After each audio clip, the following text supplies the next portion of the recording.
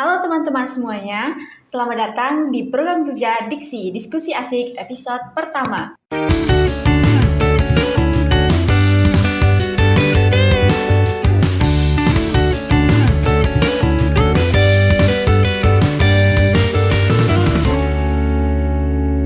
Perkenalkan, nama saya Lili Fauzia dan rekan saya. Saya Wahyu Laksana Adiputra, kami dari bidang Medcominfo. Saat ini kami memiliki kesempatan untuk berdiskusi langsung nih dengan narasumber kita, yaitu Kak Bram.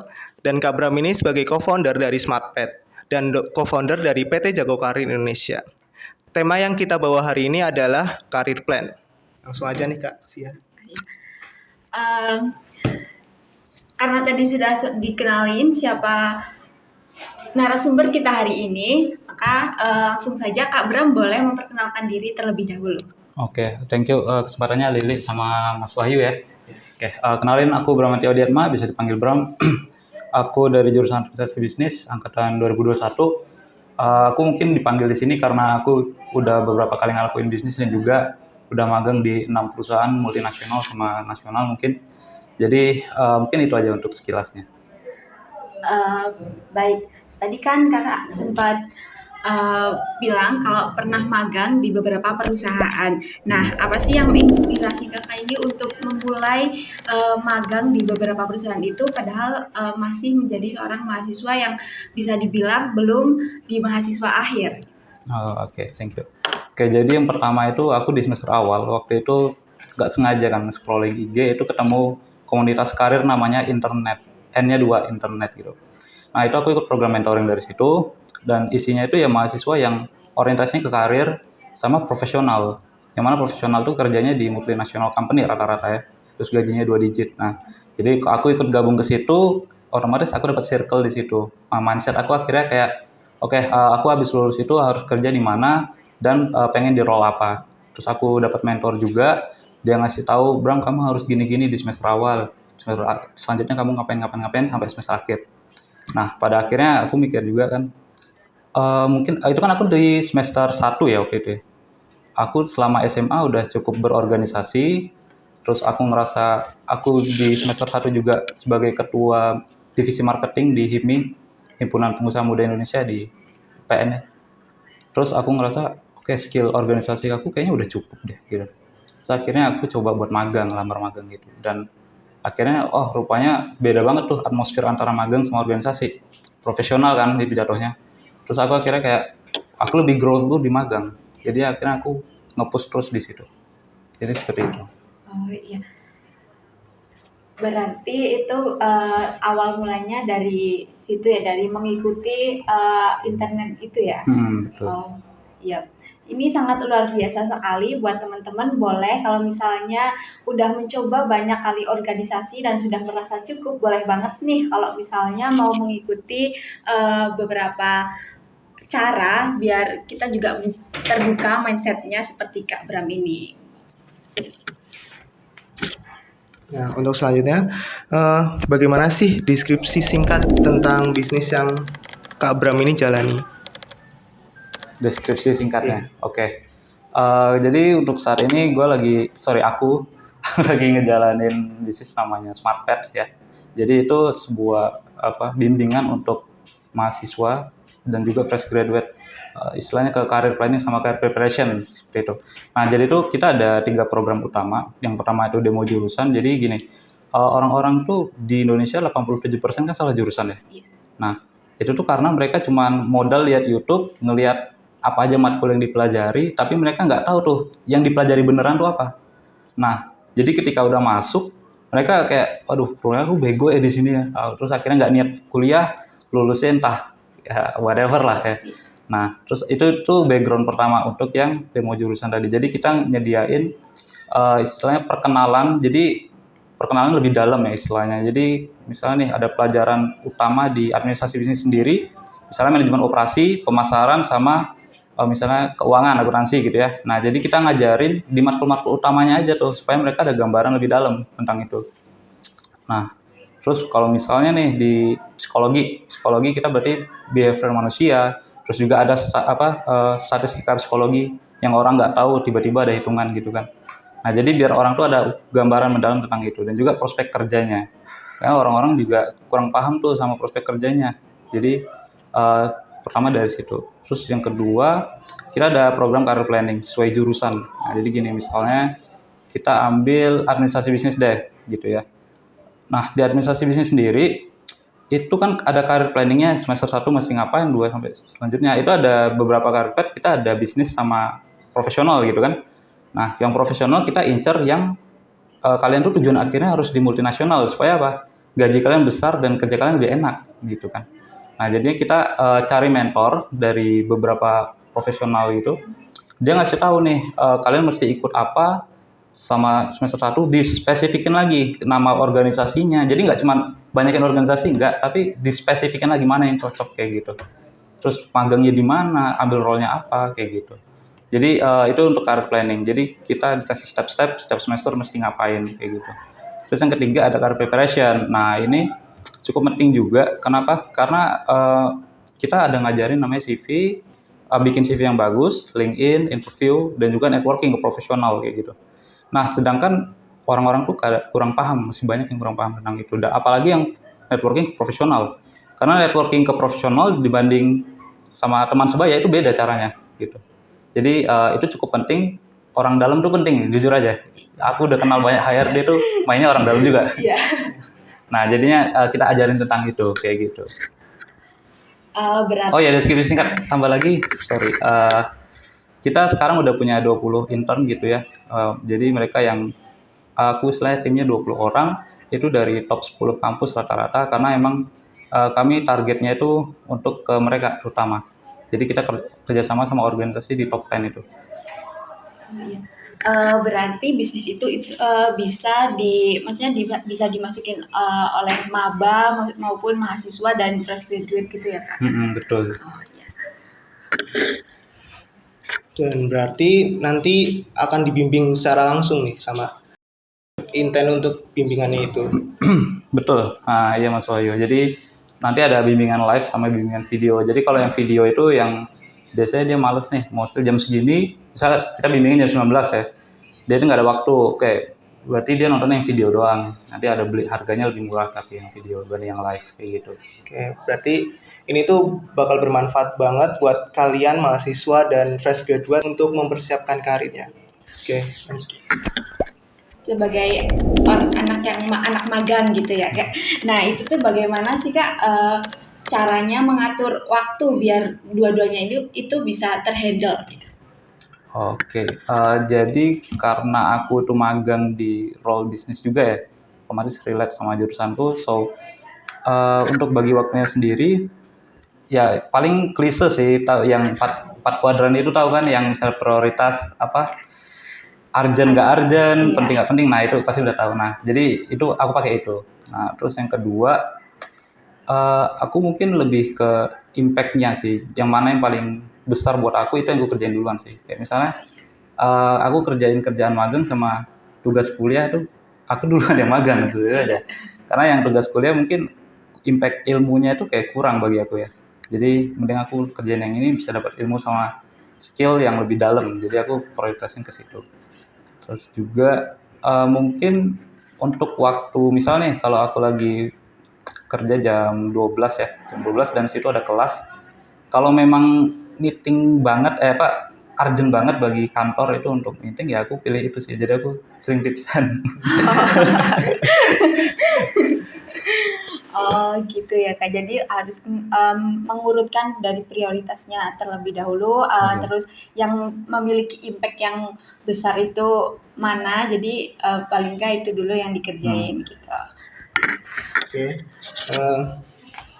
Dari pengalamannya Kak Bram ini kan sudah terjun ke dunia kerja.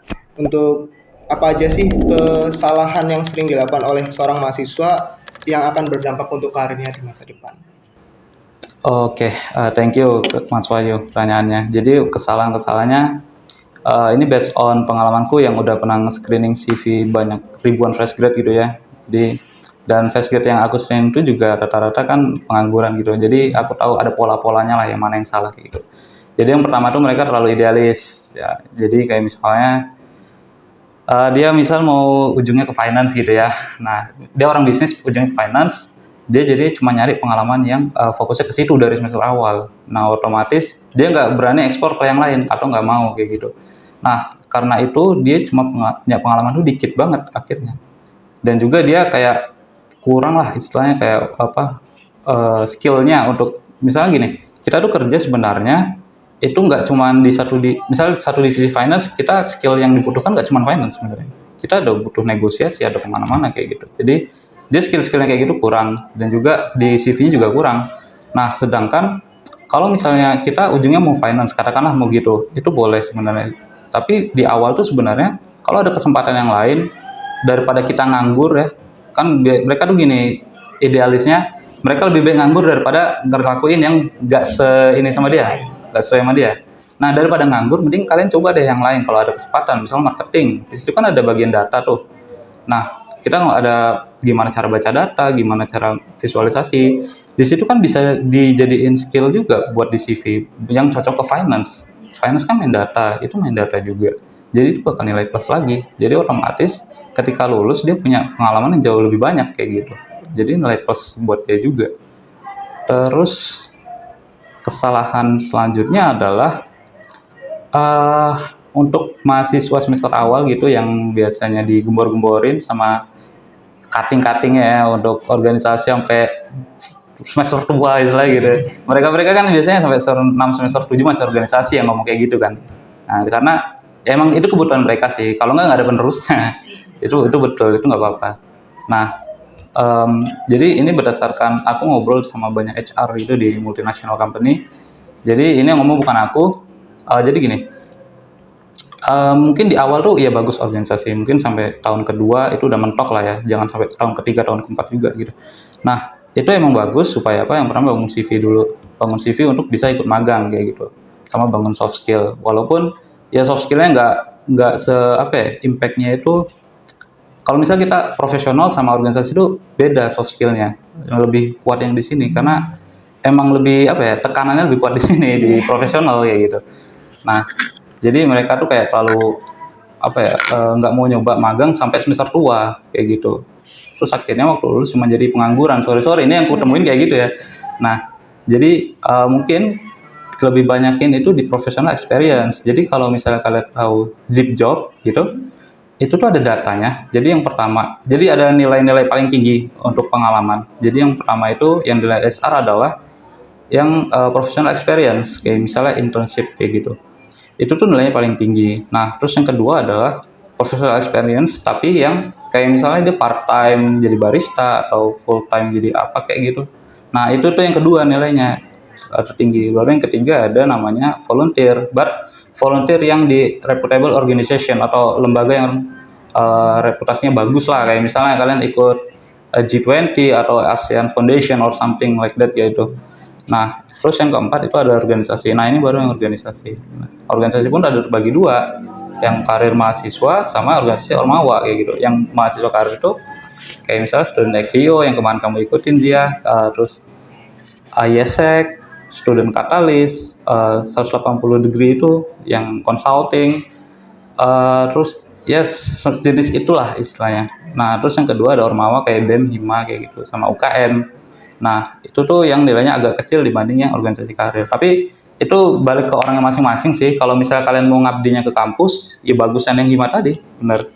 Nah, tapi kalau misalnya mau fokus ke karir, yang tadi organisasi karir kayak gitu.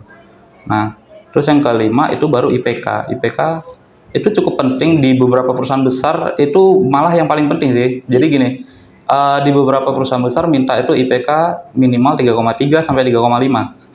Jadi kalau bisa di awal tuh harus tetap bagus sih IPK-nya. Lalu yang keenam ada universitas ratingnya itu kayak gimana. Tapi di beberapa perusahaan juga mereka minta itu reputable university. Jadi kalau nggak reputable langsung ditolak. Jadi itu plus minusnya sih sebenarnya. So far itu sih kalau misalnya kesalahan dari mahasiswa. Oh, iya.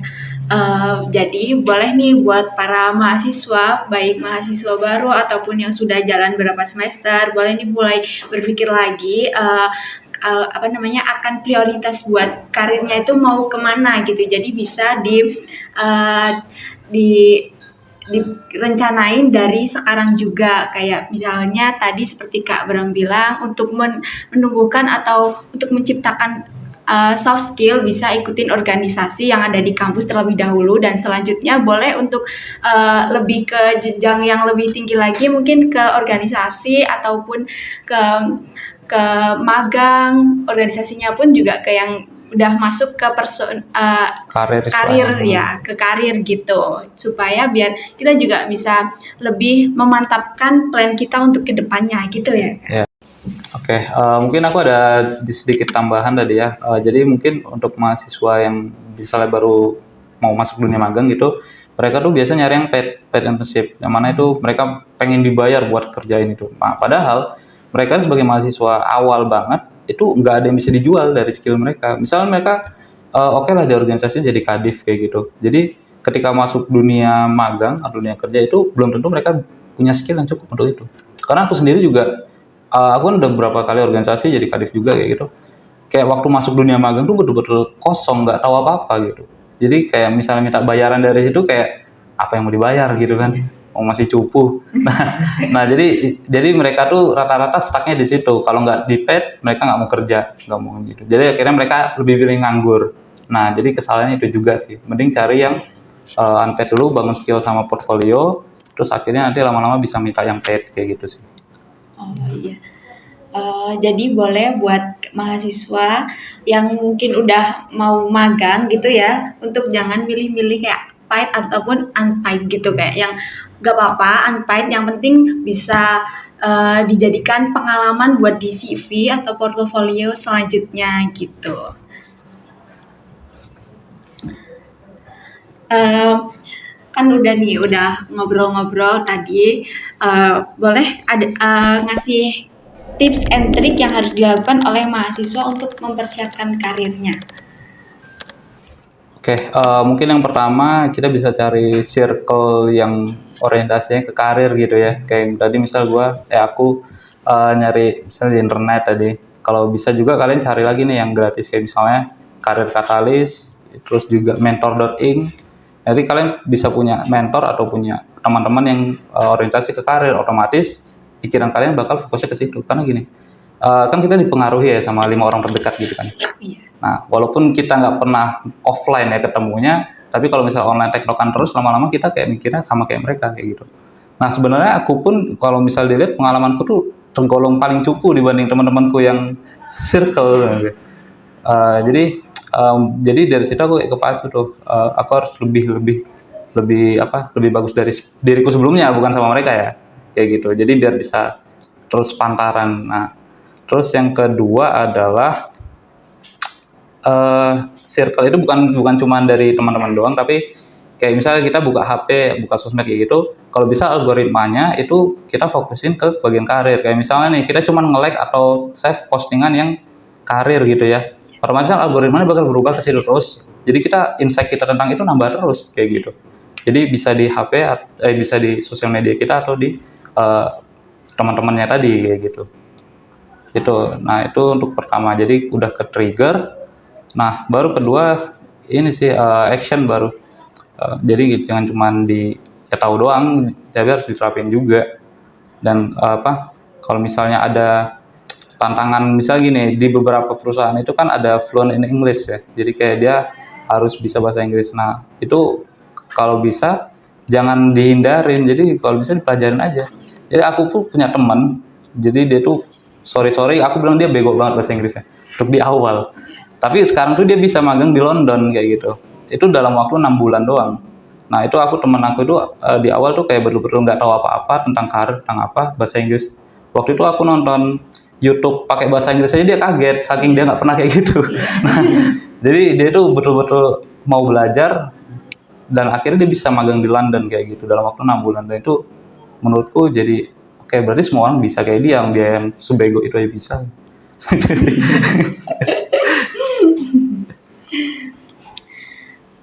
Oke, berarti kita itu harus harus pinter-pinter milih circle gitu yang Ya bisa sih. berdampak buat diri kita, buat kedepannya kayak gimana, bisa jadi temen buat mempersiapkan karir kita gitu ya. Dan juga untuk kayak circle itu pun bukan cuman kayak berbentuk orang gitu ya, bisa lewat sosial media gitu, bisa kita langsung pelajari lewat situ gitu ya Kak.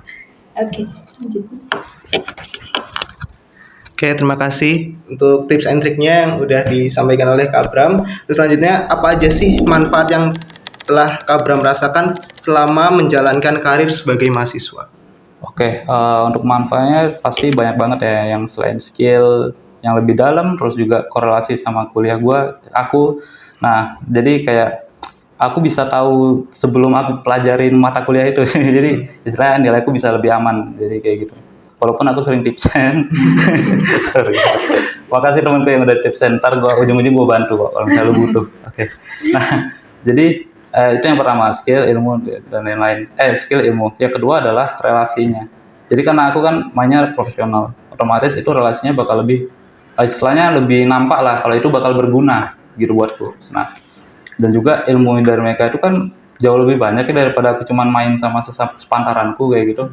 Jadi itu bisa, istilahnya aku ya 2 kali lebih maju lah karena aku mainnya sama relasi yang kayak gitu. Nah, terus juga karena aku udah ngerti nih gimana perusahaan bergerak, terus aku punya database, aku punya sistem yang bisa aku copy dari mereka, akhirnya aku bisa bikin bisnis sendiri kayak gitu.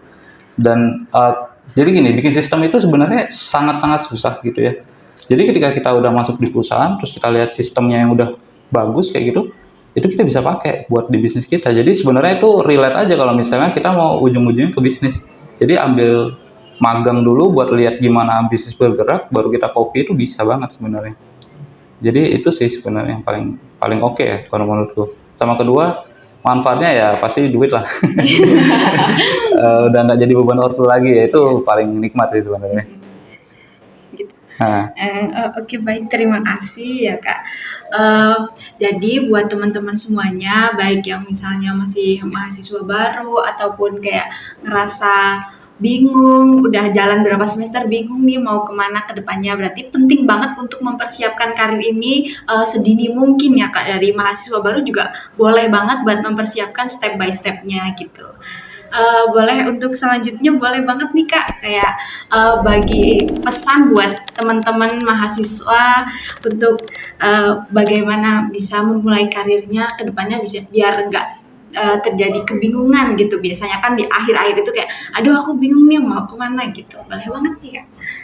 oke, thank you Zia. Oke, jadi yang pertama mungkin tingkatin curiosity aja sih, kayak keingintahuan tuh ditingkatin aja. Jadi misal kita belum punya career planning yang jelas untuk ujung kita lulus mau kemana kayak gitu, ya kita bisa ikut misalnya webinar itu kan banyak ya, kayak pengenalan FMCG, consulting dan lain sebagainya, itu bisa diikutin aja. Jadi kayak kita tahu nih eh, culture pekerjaan di situ kayak gimana, terus juga job desk-nya kayak gimana. So kita ada gambaran, oh kita tuh kayak cocok di situ tuh. Nah, terus yang kedua, kita kan habis nyari itu tuh. Terus yang kedua ya explore lagi sih, explore. Jangan misalnya kita pengen ke FMCG industrinya, terus di bagian marketing, ya kita cari explore lagi yang kalau misalnya ada kesempatan ya daripada nganggur, itu di luar dari itu nggak apa-apa sebenarnya. Kayak aku misal dulu tuh aku orangnya kayak pengen banget business development, jadi kayak marketing banget.